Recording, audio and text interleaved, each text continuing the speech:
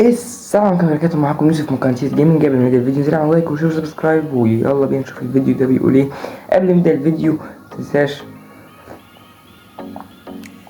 تجيب حاجة تاكلها أو تشربها كده، لأن الفيديو بتاعنا جميل جدا. وفيديو النهاردة هنتكلم فيه عن أفضل الباكيجات حرفيا، واحتمال نشتري باكيج والباكيج الأفضل معاكم، لأن احنا معانا كوينز كتير. فبس كده انزل دلوقتي اعمل لايك، اشترك وفعل زر الجرس عشان يوصلك كل جديد. وبس كده هاتلك حاجات كلها وتشربها. متنساش تشير الفيديو لاصحابك وقرايبك وكل الناس، ويلا بينا على الفيديو على طول. الباكج. طيب يا جدعان فيديو النهارده هنوريكم اقوى الباكجات، وهنستعرض معاكم الباكجات اللي نزلت معانا. واسف على تاخير تنزيل الفيديو ده. عندنا 6 باكجات: الارجنتين، فرنسا، البرتغال، تركيا، والبرازيل، واهمهم هو انجلترا. فبس انزل اعمل لايك وشير وفعل زر الجرس، وصلنا على النبي في كومنت ووحد الله. اول باكجات معانا هو باكج الارجنتين. عامل 1500 كوينز، في اسكالوني وفي ميسي في روماريو، وكمان في 11 بطايق 4000 ترينرز، ودي حاجة أسطورية، مع تاليافيكو ومعاه جارناتشي ومعاه مولينا ومعاه إيميليانو مارتينيز وتاميندي ودي ماريا وإنزو فرنانديز وروماريو ودي بول، وبكارت بيك تايم البولجا ليونيل ميسي، وهو نسخته مع برشلونة. أسلوب لعب دي بلانج فيرود، تركستر عالي قوي زي ما شايفين، طاقته أسطورية حرفيا. وكمان النسخة دي البالانس عندها قبل التطوير 86، نزل ببوستر الليجندري عليه. وكمان اسكالوني المدرب الارجنتين بيلعب باسلوبين لعب: بوزيشن جيم استحواذ على اللعب وكويك كاونتر، 87 في البوزيشن جيم و86 في الكويك كاونتر. مدرب اسطوري، ولكن في عيب واحد بس، ان هو يعني لو كان لعب في اسلوب واحد منهم 88 كان هيبقى اسطوري. عندنا هنا البوستر بتاعه بيزود 1 نقطة في التشكيلة في اللو باص. ويعني الباكج مش حلو قوي، هتستفاد منه بسكالوني وميسي، ولو معكش نسخة حلوة من ديبول فالنسخة دي اسطورية. يعني سكالوني وميسي وديبول، روماريو وجارناتشو وكام لاعب تاني كده بس، ولكن هم دول اللي استفاد منهم، وهم ميسي وسكالوني ديبول وروماريو وإنزو فرنانديز فقط. ده لو ما معكش خط وسط او دفاع افضل منهم، ولكن انا شايف ان اي حد معاه دفاع او خط وسط افضل من دول. يعني حرفيا الباكج ده مش هستفاد منه غير بميسي بس، وكمان مدرب مش افضل، المدرب ديشامب افضل منه بكتير.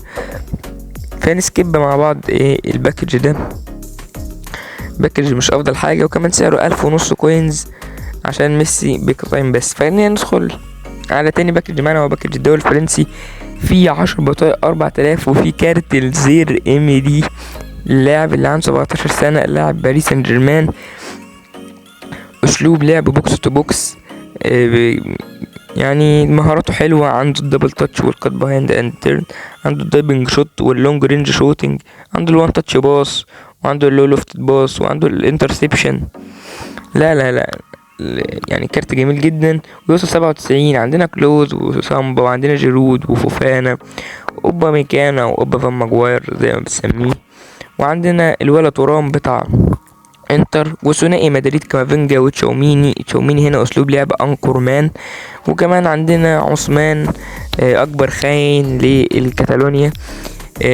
وعندنا افضل كارت الانتوني جريزمان، كارت بيك تايم، بيوصل 105. نسخة 15 يوليو 2018، نسخة كاس العالم يا جدعان، نسخة كاس العالم، نسخة اسطورية حرفيا. كان عنده 27 سنة، كان لسه صغير. اسلوب لعبه هول بلاير، دايما شايفين طاقات اسطورية، وهجوم 79، وكمان البول كنترول عالي، طاقات رايقة جدا. وعنده الكيرل 84 قبل التطوير، طاقات اسطورية. لا طاقات اسطورية. نزل ببوستر اللاجي ده، لا ده ميسي اللي نزل ببوستر اللاجي ده علي، ده نزل بوستر الامير الصغير. تعال نشوف بقى المدرب ديشامب بيلعب اسلوب اللونج بول كاونتر، وهو من افضل الاساليب اللي بلعب بيها انا. 88 بيتقنه حرفيا، وعنده الاوت وايد 75. لو كان الاوت وايد 85 كان هيبقى افضل مدرب في اللعبه. بيزود نقطه في السرعه لكل لاعبين التشكيله. مدرب اسطوري، وهو حاليا افضل مدرب للونج بول كاونتر بريت 88. فانصحك يعني ان تحاولش وتجيبه، لان ديشامب مدرب اسطوري. هتستفاد من الباكج ده. هو اولا المدرب ديشامب، ثانيا 10 بطايق 4000، محدش بيلاقي البطايق في الشارع. ثانيا انطوني جريزمان وعثمان ديمبلي، تشاوميني ثنائي ريال بقى، كامافينجا وتشاوميني. مكانه مش هنحسب ترام وفوفانا، متستهترش بيه، فوفانا بيوصل 98. خلينا يعني ايه نشوف باكج انجلترا. واولا وهو المدرب ساوث جيت، بريت 86 في الكويك كاونتر و87 في اللونج بول كاونتر.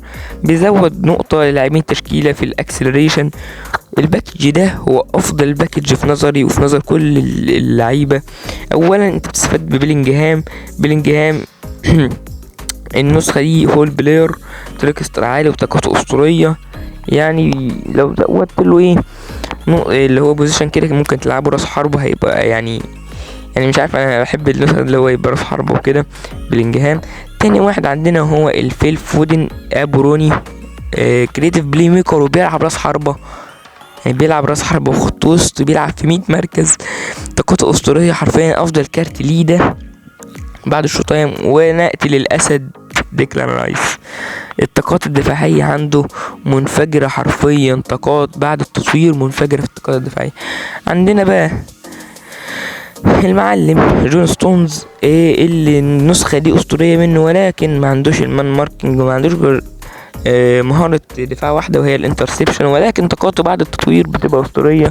لو يعني ممكن نعمله مان ماركينج في اثناء الماتش. تعال نشوف بقى التريكت الكسندر ارنولد، افضل فول باك فينيشر هتشتريه وهتلعب بيه.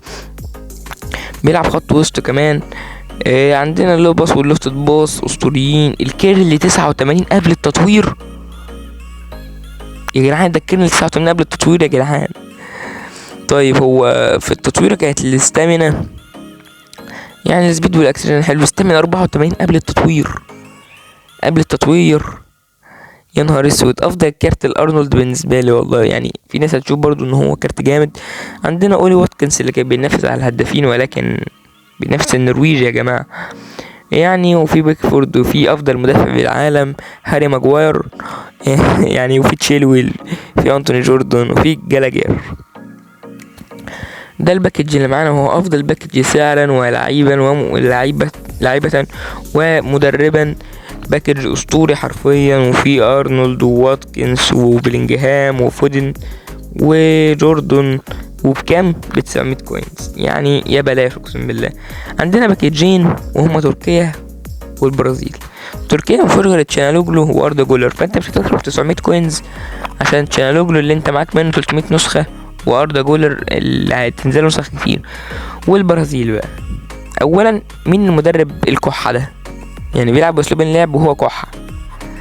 عندنا ماركينيوس ورافينيا وماجالايش وبرونو جامارايش، واللعيبه تعبانه يا اسطى. كنت نزل لنا نيمار وفينيسيوس ورودريجو، وخلي الباكج ب2000 كوينز.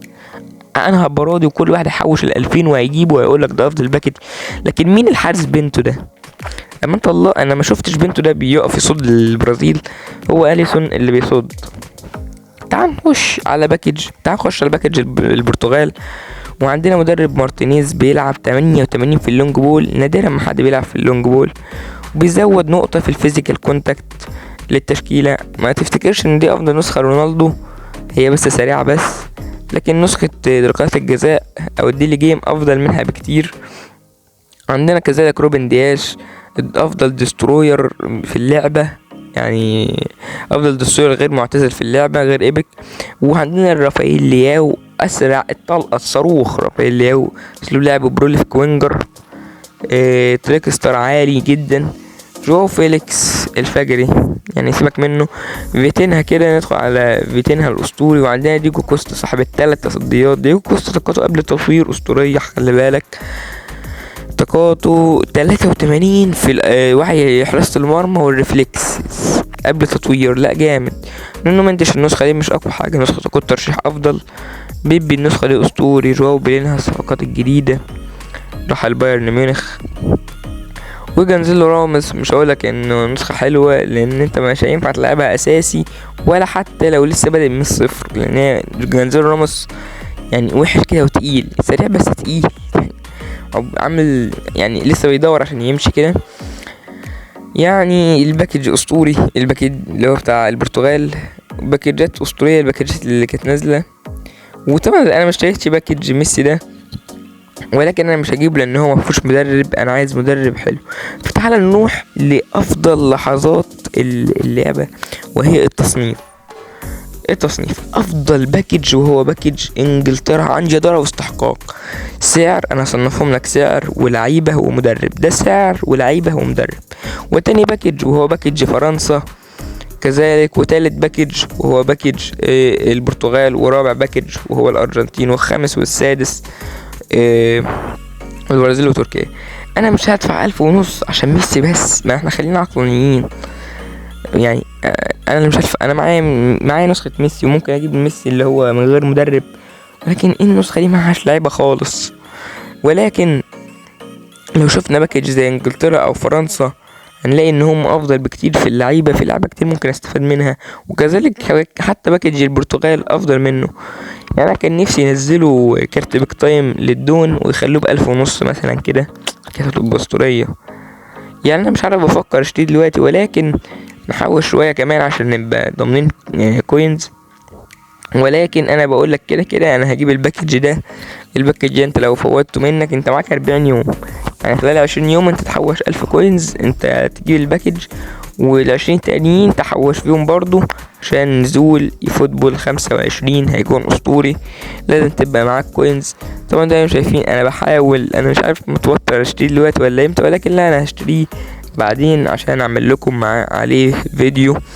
يعني ما تنساش تنزل تعمل لايك وشير وسبسكرايب. قبل ما اقفل بس الفيديو كده عايز اقول لك افضل لاعب في الثلاث لعبة دول، افضل لاعب موجود فيهم اكيد مودريتش يعني عن جدارة واستحقاق، ولكن اوليسيه ده صفقة جديدة، فانت هيبقى معاك منه كارت نادر حرفيا.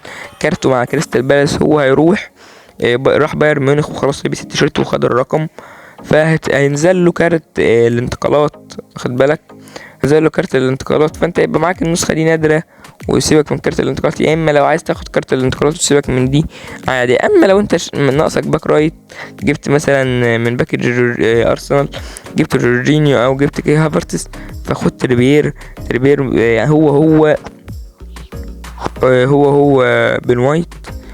وخلي بالك انت ندمت انك ما جبتش بن وايت، وانا عارف كده، لان بن وايت بيعمل لي عرضيات اسطورية اقسم بالله. يعني اعطوني 50,000 ثانية واحدة، ده اعطوني 50,000 جبيل دلوقتي. هو ايه اللي حصل؟ انا مش عارف ايه اللي حصل، بس هم اعطوني 50,000 جبي. طب خلينا نستلم الحاجات دي كلها، معانا 447,000 جبي يعني. وبكده نكون وصلنا لنهاية فيديو حلقتنا النهاردة. انزل دلوقتي اعمل لايك وشير.